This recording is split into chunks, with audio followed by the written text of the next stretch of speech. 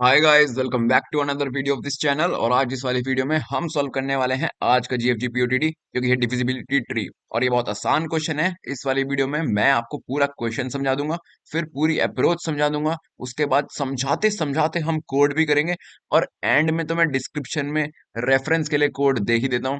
तो आओ यार, ये क्वेश्चन पढ़ने को छोड़ो और ब्लैक बोर्ड पे चलते हैं, समझते हैं कि क्वेश्चन आखिर कह रहा है। तो क्वेश्चन गाइस बहुत सिंपल है। यहाँ पे देखो, ये जो एग्जाम्पल है ना पहला वाला, यही मैंने ले लिया है। तो इसे समझते हैं जरा, क्या कह रहा है क्वेश्चन। क्वेश्चन बहुत आसान है। वो क्वेश्चन ये बोल रहा है कि आपको इनपुट में एक ट्री गिवन होगा, ठीक है। आपको करना क्या है, उस ट्री को सब ट्रीज में डिवाइड करना है। मतलब ट्री को और ट्रीज में डिवाइड करना है। और कैसे करना है, उसकी कंडीशन ये है कि जो सब ट्री होंगे ना, उसमें सिर्फ इवन वर्टिसेस ही होनी चाहिए। That's it. इतना ही क्वेश्चन है गाइस, इतना ही सिंपल क्वेश्चन है। एक ट्री है, उसे डिफरेंट डिफरेंट सब ट्रीज में डिवाइड कर दो। लेकिन ये याद रखो कि सब ट्रीज जो है ना, उसमें इवन नोड्स ही होनी चाहिए। मतलब इवन नंबर ऑफ नोड्स, सिर्फ दो वर्टिसेस हो, सिर्फ चार वर्टिसेस हो, सिर्फ छह वर्टिसेस हो, ऐसे। समझ गए। और हमें रिटर्न क्या करना है, हमें ये बताना है कि इस ट्री को सब ट्रीज में जिसमें इवन नंबर ऑफ वर्टिसेस होंगी, डिवाइड करने के लिए मिनिमम नंबर ऑफ एजेस हमें कितनी रिमूव करनी पड़ेगी। That's it. तो आओ इस एग्जांपल से समझ लेते हैं। हमें ये ट्री गिवन है, ठीक है। अब मुझे एक बात बताओ, अगर हम यहाँ लीफ नोड से स्टार्ट करें, तो मैं अगर 4 और 3 के बीच की एज को हटा दूं, तो 4 तो सिर्फ एक ही वर्टिसेस है। यानी कि हमारा काम नहीं हो पाएगा, क्योंकि हमें तो इवन वर्टिस चाहिए ना, इवन नंबर ऑफ वर्टिसेस। तो फिर मैं अगर 3 और 1 के बीच की एज को हटा दूं, तो हमारा काम हो जाएगा। क्योंकि ये 1 और 2 दो एजेस, दो वर्टिसेस हैं। तो लो भाई, एक सब ट्री तो बन भी गया, पहला सब ट्री। अब यहाँ पे इस वाली लीफ नोड पे आ जाओ। क्या मैं इन दोनों के बीच के एज को रिमूव कर सकता हूँ? नहीं, क्योंकि एक ही वर्टिसेस बचेगी। इन दोनों के बीच करके एज को रिमूव कर सकता हूँ? नहीं। इन दोनों के बीच की एज को रिमूव कर सकता हूँ क्या? नहीं, क्योंकि एक दो तीन तीन वर्टिसेस बचेंगे यार, हमें तो इवन नंबर ऑफ चाहिए ना। क्या मैं 1 और 6 के बीच की एज को रिमूव कर सकता हूँ? हाँ। 1 और 6 के बीच की एज को रिमूव करते ही यहाँ पे हमारा इवन नंबर ऑफ वर्टिसेस वाला एक और सब ट्री बन के तैयार हो गया। क्या मैं इन दोनों के बीच की एज को रिमूव कर सकता हूँ? नहीं। इन दोनों की? नहीं। इन दोनों की कर सकता हूँ क्या? नहीं। यानी कि हमारा आंसर आ चुका है, दैट्स इट।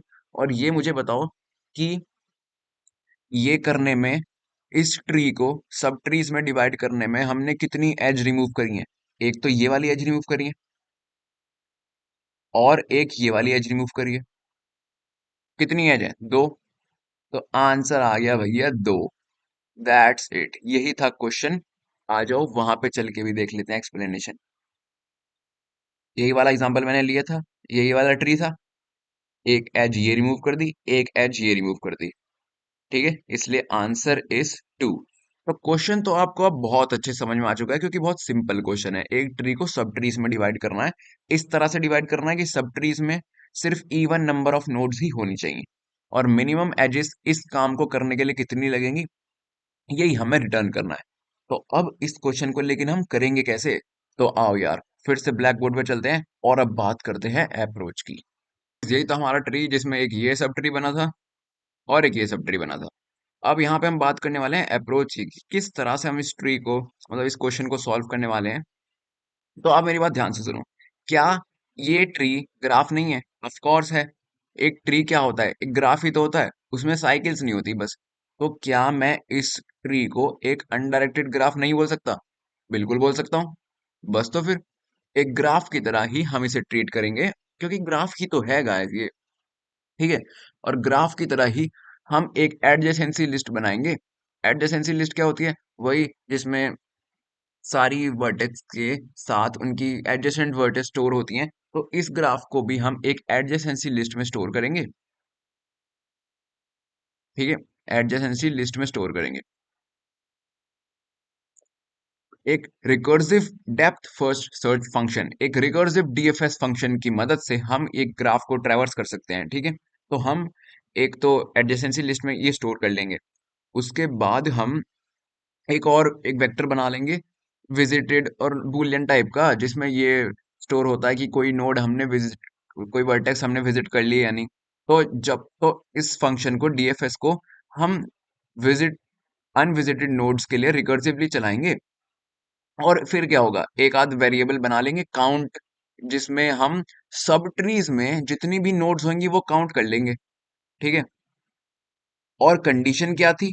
कंडीशन ये थी कि मान लो काउंट हमने कर लिया, काउंट बना लिया, या कोई भी रिजल्ट नाम से वेक्टर वेरिएबल बना लिया।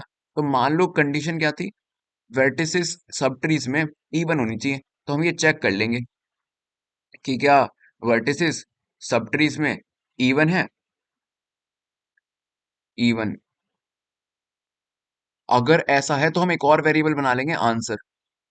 अगर सब ट्री में वर्टिसेस इवन आ जाएं, यानी कि उस एज को हटाने के बाद जो सब ट्री बनेगा उसमें इवन वर्टिसेस आ जाएंगी, तो हम आंसर को प्लस प्लस कर देंगे। आंसर हमारा minimum number of edges store कर रहा होगा। ठीक है। और यही तो हमारा एंड में आंसर आ जाएगा, इसको ही हम रिटर्न कर देंगे।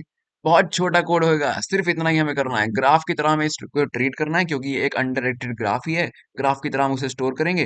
डीएफएस की मदद से हम सब ट्रीज को एक्सप्लोर करते रहेंगे, और एक आध वेरिएबल लगा देंगे काउंट करने के लिए, भाई कितनी नोड्स हैं, इवन हैं तो ठीक है, आंसर को प्लस कर देंगे, वरना अगले सब ट्री पे चलेंगे। दैट्स इट यार। और ये आपको बहुत आसानी से समझ में आ जाएगा, क्योंकि जो मैंने बोला है ना वही मैं कोड में लिखने वाला हूँ। तो चलो अब कोड कर लेते हैं। आपको कोड करते करते ही पूरा क्वेश्चन समझा देंगे। बहुत ही आसान कोड होने वाला है इसका। तो मैं इसे थोड़ा बड़ा कर लेता हूँ यहाँ पे, और यहाँ पे हम कोड करने वाले हैं। सबसे पहले मैंने बोला था कि हम डीएफएस फंक्शन एक बना लेंगे। तो चलो एक फंक्शन बना लेते हैं डीएफएस इंट। डीएफएस के नाम से हम एक फंक्शन बना लेते हैं। उससे पहले हम एक चीज करते हैं कि हम एक आंसर वेरिएबल बना लेते हैं। ये आंसर वेरिएबल हमारा क्या करेगा, अभी इसे जीरो से इनिशियलाइज कर देते हैं। ये हमारा मिनिमम नंबर ऑफ एजेस को स्टोर करेगा जो रिक्वायर्ड है सब ट्रीज बनाने में। ठीक है, that's it. Int DFS function में हम एक वर्टेक्स पास करेंगे, करंट वर्टेक्स, स्टार्टिंग वर्टेक्स। ठीक है। और एक वेक्टर बना लेंगे बूलियन वाला, वेक्टर ऑफ बूलियन टाइप। इस वेक्टर में बस हम ये देखेंगे कि रिकर्सिवली हम फंक्शन को कॉल कर रहे हैं ना, तो हम एक नोड को दो बार तो चेक नहीं करना चाहेंगे। तो जो हमने नोड विजिट कर ली उसको हम ट्रू मार्क कर देंगे। इसका नाम रख देता हूँ मैं विजिट, विज नाम रख देता हूँ इसका। और एक एडजेसेंसी लिस्ट वाला वेक्टर, और ये 2D वेक्टर होगा, वेक्टर ऑफ वेक्टर्स। मीनवाइल मैं आपको ये बोलना चाहता हूँ कि अगर आप चैनल पे न्यू हो तो इसे सब्सक्राइब कर लेना, क्योंकि रोज वीडियो डालने की मोटिवेशन मेरे को इससे ही मिलती है। और मैंने 2 दिन वीडियो नहीं डाली थी, 2 दिन क्या 3 दिन नहीं डाली थी, क्योंकि मेरा लैपटॉप मेरे साथ नहीं था, उसमें थोड़ी दिक्कत हो गई थी। अब सब कुछ ठीक हो चुका है, तो अब बहुत दूर मतलब हर रोज रेगुलर वीडियो आएगी। ठीक है। तो अब यहाँ पे हम इस पे फोकस करते हैं। हाँ, हमने यहाँ पे फंक्शन अपना बना लिया है। हम यहाँ पे एक काम करते हैं, एक हम काउंट वेरिएबल बना लेते हैं जो काउंट करेगा वर्टिसेस को। तो अभी एक वर्टेक्स हमने इनपुट में दे दिए, तो इसको क्यों ना हम इनिशियलाइज कर दें 1 से।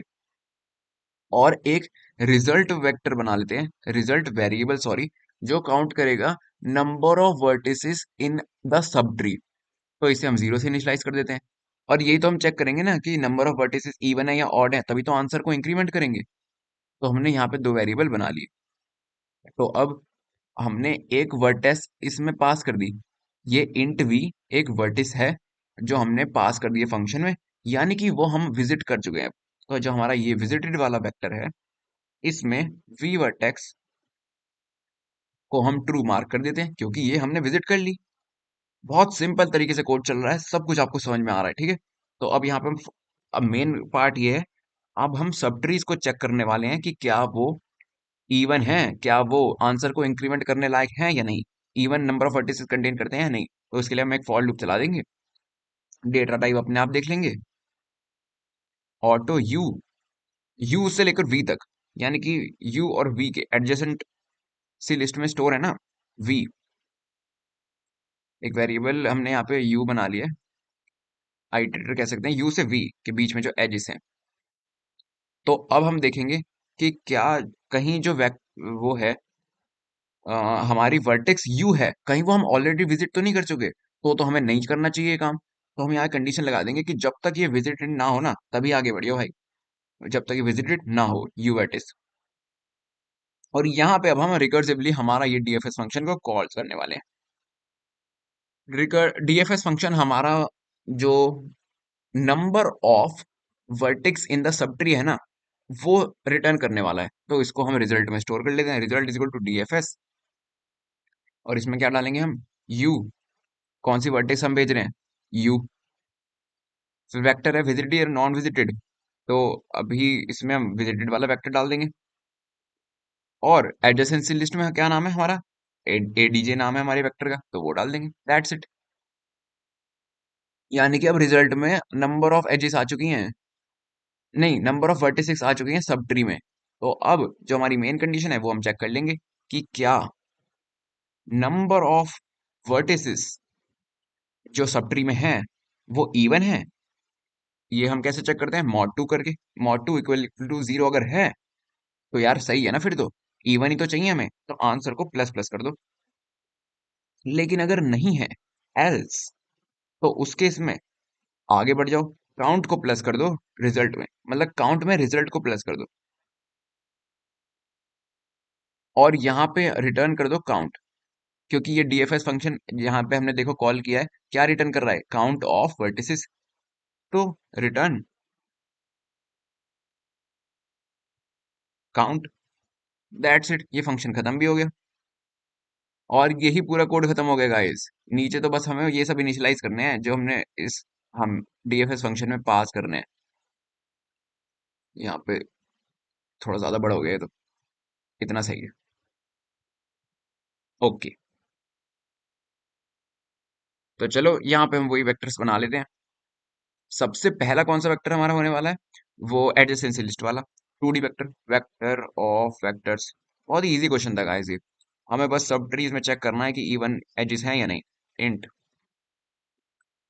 क्या नाम रखें इसका, एडीजे, और साइज इसका होने वाला है n।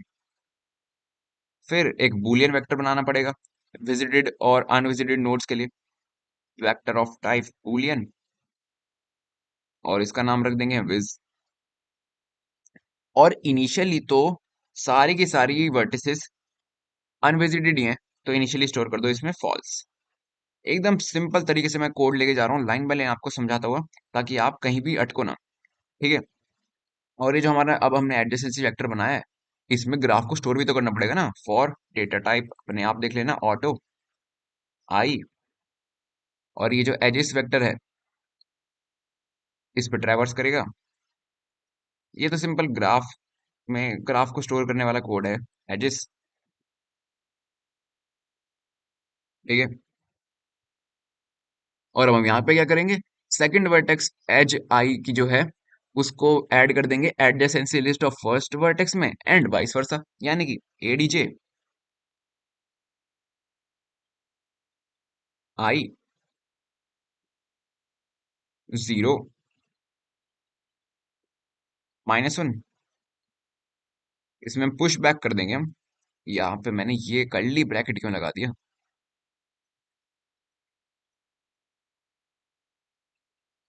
इसमें पुश बैक कर दूंगे आई 1 - 1। और सिमिलरली फर्स्ट वर्टेक्स की एडजेसेंसी लिस्ट में तो हमने ऐड कर लिया। अब सेकंड वर्टेक्स के एडजेसेंसी लिस्ट में हमें फर्स्ट वर्टेक्स ऐड करनी है, तो यहाँ पे इसे कॉपी कर देता हूँ, कंट्रोल सी, कंट्रोल वी। यहाँ पे आई 1 हो जाएगा और यहाँ पे 0। सिंपल गाइस, तो यहाँ पे हमने पूरा का पूरा अपना कोड लिख लिया है। सब हमने वेक्टर्स बना लिए हैं, बूलियन वाला भी बना लिया है और एडजेसेंसी लिस्ट भी बना ली है।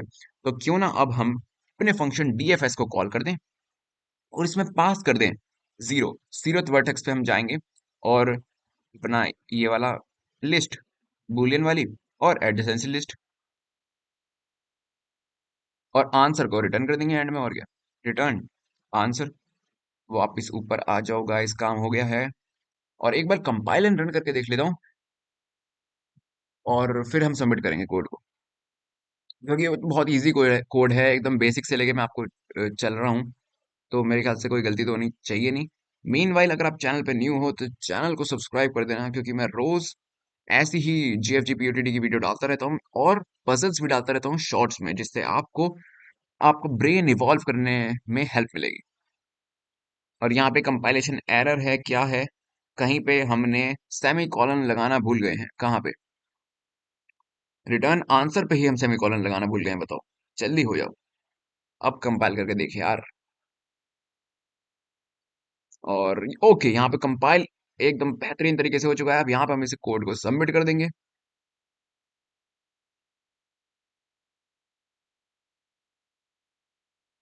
ओके गाइस, तो फाइनली ये सारे टेस्ट केस पास हो गए, सबमिट हो चुका है और हमारी स्ट्रिक हो गई है 75 डेज की। तो अगर आपको इस वीडियो से थोड़ी भी हेल्प मिली हो तो इस चैनल को सब्सक्राइब कर देना। मैं मिलूंगा आपसे अगली वीडियो में, तब तक के लिए बाय।